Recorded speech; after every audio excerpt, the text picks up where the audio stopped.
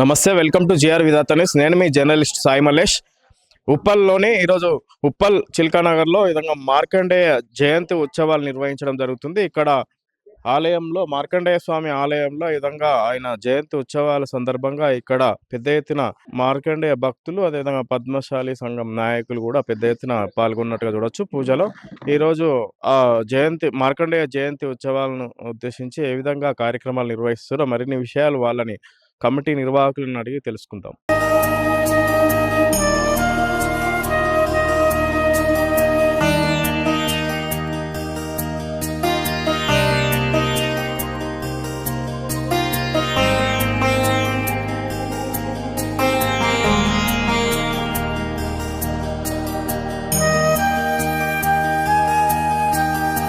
ఈరోజు ఉప్పల్ చిల్కానగర్లో మార్కండేయ స్వామి జయంతి ఉత్సవాల సందర్భంగా ఇక్కడ ఎంబీసీ చైర్మన్ తాడూరు శ్రీనివాస్ గారు పాల్గొన్నారు. వారిని అడిగి మరిన్ని విషయాలు తెలుసుకుందాం.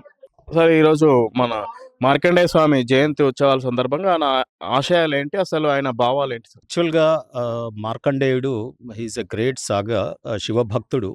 ఈరోజు ఉప్పల్ నియోజకవర్గంలోని పద్మశాలీలందరూ చాలా పెద్ద ఎత్తున ఇక్కడ మన మార్కండేయ స్వామి జయంతి ఉత్సవాలని చాలా ఘనంగా జరుగుతున్నారు. ఇక్కడ శివాలయం టెంపుల్, ఒకవైపు పంచముఖ హనుమాన్ టెంపుల్. సో భక్తిభావంతో ఇక్కడ లోకల్ పురప్రముఖులందరూ కూడా వచ్చినారు. ఇక్కడ మల్లేష్ లాంటి వాళ్ళు, నరేష్ లాంటి వాళ్ళు, అనేక మంది ఇక్కడ ఎమ్మెల్యే గారు వచ్చిపోయినారు. సో అందరూ కూడా ఇక్కడ చాలా చక్కటి అరుదైనటువంటి సన్నివేశం. మార్కండేయుడు ఈరోజు కాలాన్ని, దేవతల కాలం నుండి నేటి వరకు ఈ కాలచక్రాన్ని జయించినటువంటి మహాత్ముడు ఎవరైనా ఉన్నారంటే అది మార్కండేయుడు మాత్రమే. వారి యొక్క వారసులుగా పద్మశాలీలు మేము పిలువబడుతున్నామంటే అసలు ఈ కులంలో మేము జన్మించినందుకు ఈరోజు ఎంతో గర్వపడతా ఉన్నాం. ఈ సమాజానికి కూడా మేము ఎంతో సేవ చేసినాం. ఈ సమాజం ఉన్నతికి ఒక నాగరికుడిగా మానవుడు ఆవిర్భవించినాడంటే ఆకులు అలములు నడుముకు కట్టుకొని తిరిగే అటవిక నాగరికుడు అటవికంగా ఉన్నటువంటి దశ నుండి ఒక మలుపు దింపి బట్టలు నిండుగా వేసుకొని ఈ మానవుడు అంటే ఒక నాగరికుడు అని భావించడానికి ఈ సమాజం తోడ్పడింది మన పద్మశాలి అన్నలు. ఇవాళ నూలు పోగంత సాయం చేయాలంట. ఈ ప్రపంచానికి నూలు పోగే కాదు, అగ్గిపెట్టెలో పట్టే చీరను సైతం నేయగలడు, 100 కిలోల పట్టు చీరనైనా నేయగలడు. అది ఈ పద్మశాలిల యొక్క నేర్పరితనం. సో అదే రకంగా మీరు చూసినట్టయితే పోచంపల్లి ఇవాళ ప్రపంచంలో పేరెన్నికగన్నది ఇక్కత్ శారీస్. ఆ ఇక్కత్ శారీస్ ఈరోజు ప్రపంచవ్యాప్తంగా మనకు ఎగుమతి జరుగుతూ ఉన్నది. ఆచార్య వినోబావే కాలినడక చేసినటువంటి పోచంపల్లి ఉద్యమం. అయితే ఈ మార్కండేయ వారసులు ఈరోజు భక్తి ఎంత గొప్పది అంటే తన విశ్వాసం శివుడి పట్ల. యమరాజు అక్కడ వెయిట్ చేసి ఎప్పుడు అదను దొరుకుతుందా తీసుకెళ్దాము అని అనుకున్నప్పుడు, ఆయన 16 ఏళ్ళకి ఆయన వయసు ముగుస్తుందన్నప్పుడు దాన్ని లెక్క చేయకుండా, అసలు దాన్ని పట్టించుకోకుండా ఒక అచంచల విశ్వాసం శివుడి మీద పెట్టుకొని, తన భక్తి కనుక అచంచలంగా శివుడి మీద ఉంటే, ఆ భక్తి భావన దేని మీదైనా, మనం చేసే పని మీదైనా, మనం మొక్కే దేవుడి మీదైనా ఆ భక్తి అచంచలంగా ఉంటే గనక, విశ్వాసం తోడై ఉంటే గనక ఎంతటి దాన్నైనా జయించగలుగుతుంది అనేది మనకు మార్కండేయుడు నేర్పినటువంటిది. అంటే ప్రతి పనిలో నిమగ్నమై చేయడానికి. అయితే నేను ఈ రాష్ట్ర ప్రభుత్వాన్ని రాష్ట్ర వ్యాప్తంగా పద్మశాలీలకి మన ఎన్నికల ముందు వారి మేనిఫెస్టోలో ఒక 2 లక్షలు రుణమాఫీ చేస్తానని మాటియడం జరిగింది. ప్రభుత్వం వచ్చినాక అప్పుల పాలైంది, డబ్బులు లేవు, నన్ను కోసుకున్న ఒక రూపాయి లేదు, అసలు ప్రభుత్వానికే జీతాలు ఇవ్వలేని అంటున్నావు. ఓకే, కానీ దాన్ని ఏం చేసావు? 1,00,000 రూపాయలకు కుదించినావు. మరి ఆ 1,00,000 రూపాయలన్నా ఈరోజు మరి పద్మశాలీలకు రుణమాఫీ చెయ్యట్లేదు, అందరూ ఎదురు చూస్తూ ఉన్నారు. ఇది ఎంతో కాదండి, ఓన్లీ ఒక 80 కోట్ల లోపే ఇస్తే రాష్ట్ర వ్యాప్తంగా పద్మశాలీలకు రుణ విముక్తి కలుగుతుంది. వారి రుణముక్తి కలిగితే ఏమవుతుంది? మగ్గాలు ఆడుతాయి, మళ్ళీ చేతులు ఆడతాయి, చేతులు ఆడితే చెయ్యాడితే కానీ డొక్క తీరదు అన్నట్టు ఆ దశలో మార్కండేయ వారసులు ఉండడం అనేది చాలా ఇబ్బందికర వాతావరణం. అందుకే నేను ఇవాళ పోచంపల్లి నుంచి మొదలుపెట్టినాం మేము హంగర్ స్ట్రైక్స్. రాష్ట్ర వ్యాప్తంగా పద్మశాలీలు అందరం కూడా ప్రొటెస్ట్ మూడుకి వచ్చేసినారు, పాదయాత్రలు చేస్తూ ఉన్నారు. రేపు ట్యాంక్ బండ్ మీద కూడా కవాతు చేయబోతా ఉన్నారు పద్మశాలి సంఘాలన్నీ కూడా. అవి రాకముందే ప్రభుత్వం కొద్దిగా కళ్ళు తెరిచి, పద్మశాలీలు చాలా అత్యధిక సంఖ్య, నీకు వాళ్ళు ఓట్లు వేయకపోతే నీకు గెలిపే లేదు ఈ రాష్ట్రంలో. ఇలా ఆ రకంగా ఉన్నటువంటిది నీ భువనగిరి ప్రాంతంలో పద్మశాలీలు ఓట్లేస్తేనే అక్కడ నీ పార్టీ ఎమ్మెల్యేలు గెలిచారు. మరి అటువంటి వాళ్లకు కృతజ్ఞతా భావంతో ఇలా మార్కండేయ జయంతి కాబట్టి దయచేసి నా మార్కండేయ వారసులకు రుణ విముక్తిని కల్పించండి. ఆ ఆ దేవుడు ఎంత గొప్పవాడు బోలాశంకరుడు, కానీ వయస్సుని ఇది చేసినాడు, ఆయన చిరంజీవి అయిపోయినాడు మార్కండేయుడు. వారి వారసులని మేమేమడుగుతాం, ₹1,00,000 రుణవిముక్తి చేసి ఆదుకోమని చెప్పి డిమాండ్ చేస్తూ ఉన్నాం. తప్పకుండా రాబోయే కాలంలో మంచి జరుగుతుంది. ఈ కాలచక్రం, ఈ క్యాలెండరు కాలచక్రాన్ని ఆపగలిగిన మా మార్కండేయ వారసులకు శుభం కలుగుతుంది అని చెప్పి మేమందరం కూడా భగవంతుని కోరుకొని మొక్కుకొని మా యొక్క మొక్కులన్నీ కూడా చెల్లించుకొని ఇక్కడ మహిళలందరూ పెద్ద ఎత్తున పాల్గొని వారి దేవుడి యొక్క దీవెనలు పొందినారు. జై మార్కండేయ. జై మార్కండేయ.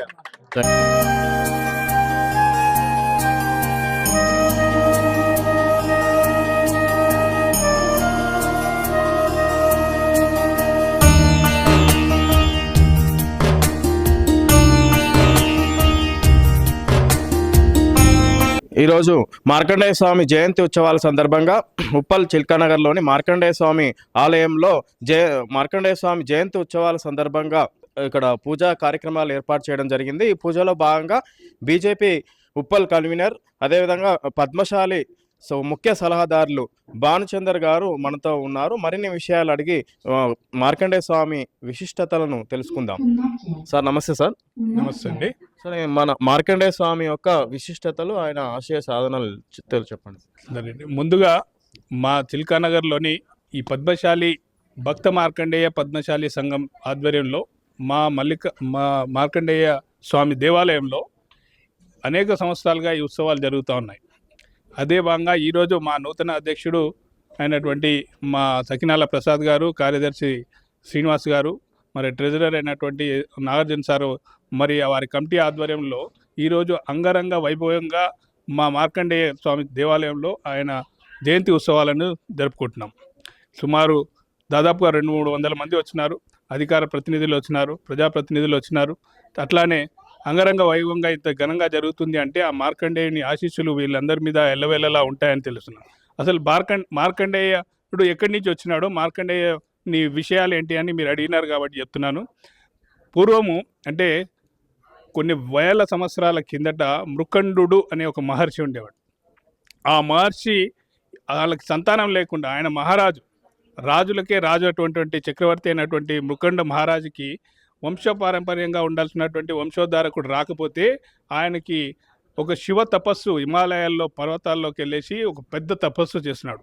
తపస్సు చేయగా శివుడు ప్రత్యక్షమై, అయ్యా నీ తపస్సుకు నేను మెచ్చి నీకు నేను సంతానం ఇవ్వాలనుకుంటున్నాను. ఈ సంతానం ఇవ్వడానికి నేను ఒక కండిషన్ పెడుతున్నాను. ఆ కండిషన్ ఏంటంటే, నీకు అన్ని అవలక్షణాలుండి నీ వంశాన్ని నాశనం చేసే వ్యక్తి అట్లాంటి 100 కొడుకులు ఇవ్వాలా, లేదా ఒక 16 సంవత్సరాలే ప్రాయం ఉండేసి నీ వంశాన్ని లేదా ఈ జగత్తుని పరిపాలించినటువంటి ఒక మహత్తరమైనటువంటి దివ్యమైనటువంటి తేజవంతమైనటువంటి కొడుకుని ప్రసాదించాలా అని చెప్పినాడు. కానీ ఆయన ప్రాయం మాత్రం 16 సంవత్సరాలే ఉంటుంది అని అంటే, ఆయన తన భార్యతో విషించి మనకు ఈ 100 కొడుకులు అవసరం లేదు, మన వంశాన్ని నిలబెట్టి మన భక్తిని కానీ ఈ ప్రపంచానికి తేజవంతమైనటువంటి కొడుకుని నాకు ప్రసాదించండి అని ఆ రోజు కోరుకుంటే శివుడు దానికి అనుగ్రహించి 16 సంవత్సరాల ప్రాయం ఉన్నటువంటి మా మార్కండేయుని వారికి సంతానంగా ప్రాప్తించినాడు. ఆ 16 సంవత్సరాలు పూర్తయిన తర్వాత అంతింత దినవింతమై ఆ కుమారుడు భక్త మార్కండేయుడు భక్తిలో పరవశించి శివుణ్ణి తపస్సు చేస్తూ శివలీలల్లో కొనసాగుతున్నాడు. తల్లిదండ్రుల ప్రేమ, వాళ్ళ సామ్రాజ్యంలో ఉన్నటువంటి ప్రజల ప్రేమని, దైవ ప్రేమని కలిగి అట్లా ముందుకు సాగుతూ ఉన్నాడు. ఆయన 16 సంవత్సరాలు నిండంగానే ఇంకా యముడు, ఆయన వయసు అయిపోయింది, ఈయనని తీసుకెళ్లాలని శివుడే ఆయన పంపిస్తాడు. మీకు శివలీలలు తెలుసు కదా, ఆయన పంపిస్తే యమపాశం తీసుకొని యముడు ఈ మార్కండేయుని దగ్గరికి వచ్చింది. మార్కండేయుడు అతను ఎంతో తేజవంతమైనటువంటి భక్తి శ్రద్ధలతో శివుణ్ణి పూజిస్తుంటే ఆ భక్త మార్కండేయుని యమపాశం ఆయన మీద వేసేస్తే యముడు కూడా దానికి తిరస్కరించి ఇతనికి ప్రాణగండం ఉంది, నేను తీసుకొని వెళ్ళిపోతా అంటే తల్లిదండ్రులు దుఃఖిస్తూ ఉంటే తను వెళ్ళేసేసి, నేను ఇంత మంచి శివభక్తుడిని, ఇంత శివభక్తితో పుట్టిన వ్యక్తిని, నాకే ఇట్లాంటి ప్రాయం జరుగుతుందనేసి కన్నీళ్ళు పెడుతున్నటువంటి క్రమంలో ఆ భక్త మార్కండేయుడు శివలింగం మీద పడేసి ఏడుస్తూ ఉంటే, ఇంకా మళ్ళీ నన్ను తీసుకొని పోలేం, నా కరెంట్ షాక్ కొట్టినట్టు యముడు వెళ్ళిపోతాడు.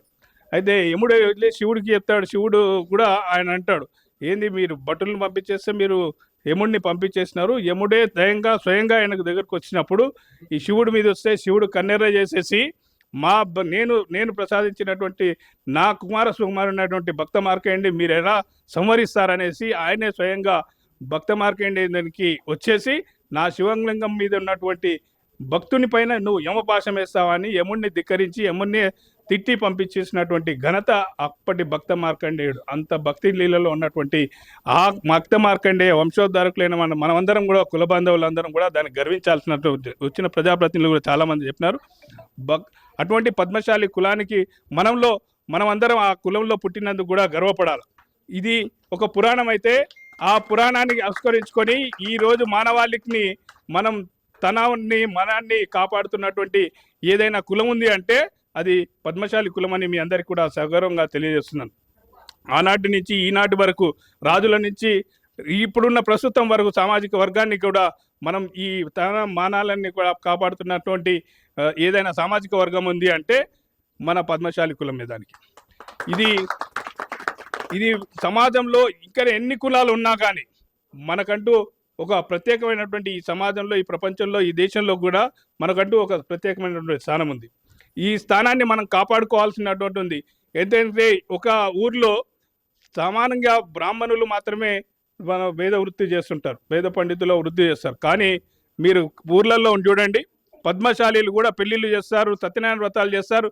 ఎక్కడైతే బ్రాహ్మణుడు లేకున్నా, బ్రాహ్మణుడు ఉన్నా కూడా ఆ ఊర్లో కూడా పౌరోహిత్యం నిర్వహిస్తున్నటువంటి ఏదైనా కులం ఉంది అంటే వారికి చాటిగా ఉన్నామంటే అది పద్మశాలీలమే అని మీ అందరికి కూడా మరొకసారి తెలియజేస్తున్నాను. అట్లాంటి మేధస్సుని, అట్లాంటి తెలివితేటల్ని, జ్ఞానవంతమైనటువంటి తెలివితేటలు మన పద్మశాలలో ఎంతోమంది ఐఏఎస్లు, ఐపీఎస్లు అధికారుల్లో మనం చదువులో ఉండేసి ఎంతో అగ్రగానాలుగా ఎదుగుతున్నాం. కానీ మనంగా సంఘటితంగా ఉండాల్సినట్టు మాత్రం అక్కడక్కడ వెనుకబాటు కనబరుస్తుంది. దయచేసి మన పద్మశాలీలు కూడా అన్ని కాలాల్లో అన్ని విధంగా వేరే సామాజిక వర్గాలకు తీసిపోయినట్టుగా మనం కూడా ఐక్యంగా ఉండి మనం ఒక రాజకీయ రంగంలో ఎదగలేకపోతున్నాం. ఆ రాజకీయ రంగంలో కూడా మనం అందరం కూడా ముందుండి ఆ రాజకీయ రంగాన్ని కూడా ప్రతి ఒక్కరు కూడా మన ఆ రాజకీయ రంగంలోకి వెళ్ళేసి మనకు కావాల్సినటువంటి హక్కులని కానీ, సంక్షేమ పథకాలను కానీ, అభివృద్ధిని కానీ మనం ఇప్పుడు ఉన్నటువంటి ఈ సంక్షేమ పథకాలు అభివృద్ధి కోసం వేరే వాళ్ళ కోసం అడగాల్సి వస్తుంది. ఇవన్నీ కాకుండా మనమే ఒక రాజకీయ ప్రజాప్రతినిధులుగా ఉంటే మన సామాజిక వర్గానికి కూడా న్యాయం చేసుకోగలుగుతాం. ఆ విధంగా మనం అడుగులేయాలని మీ అందరికీ కోరుకుంటూ ఈ భక్త మార్కండేయుని జయంతి సందర్భంగా ఆ దైవ కృప వల్ల అందరికీ కూడా ఆశీస్సులు ఎల్లవెల్లలా ఉండాలని కోరుకుంటూ నాకు ఈ అవకాశం ఇచ్చినందుకు ధన్యవాదాలు తెలియజేస్తున్నాను. నమస్తే మేడం. నమస్తే అండి, నా పేరు తాటి ఉమాదేవి. నేను ఒక పద్మశాలి యువతగా మాట్లాడుతున్నాను. ఈరోజు స్వామివారి జయంతి, మార్కండేయ స్వామివారి జయంతి. ఆ ఉత్సవాల్ని మేము ఘనంగా జరుపుకుంటున్నాము. పద్మశాలి బిడ్డగా జన్మించినందుకు నేను ఎంతో సంతోషంగా ఇంకా చాలా ఆనందపడుతున్నాను. మార్కండేయ స్వామి జయంతి గురించి, మార్కండేయ స్వామి గురించి ఆల్రెడీ బాలచంద్ర సార్ గారు చెప్పారు. పద్మశాలి కులానికి పెద్దగా మార్కండేయ స్వామి గారు చాలా చేసినారు. వారి కులంలో పుట్టినందుకు నేను ఎంతో గర్విస్తున్నాను. స్వామివారు ఎంతో విశిష్టతను, ప్రాముఖ్యతను ఉంది. ఈరోజు ఇక్కడ చిల్కానగర్లో మనం స్వామివారి జయంతి జరుపుకుంటున్నాము. ఈ కార్యక్రమానికి చాలా మంది వచ్చినారు. చాలా ఆనందంగా ఉంది మరియు గర్వంగా ఉంది. ఈ కార్యక్రమము ఇట్లానే అందరి సహాయ సహకారాలతో జరుపుకోవాలని ఆశిస్తున్నాను. జై మార్కండేయ, జై పద్మశాలి.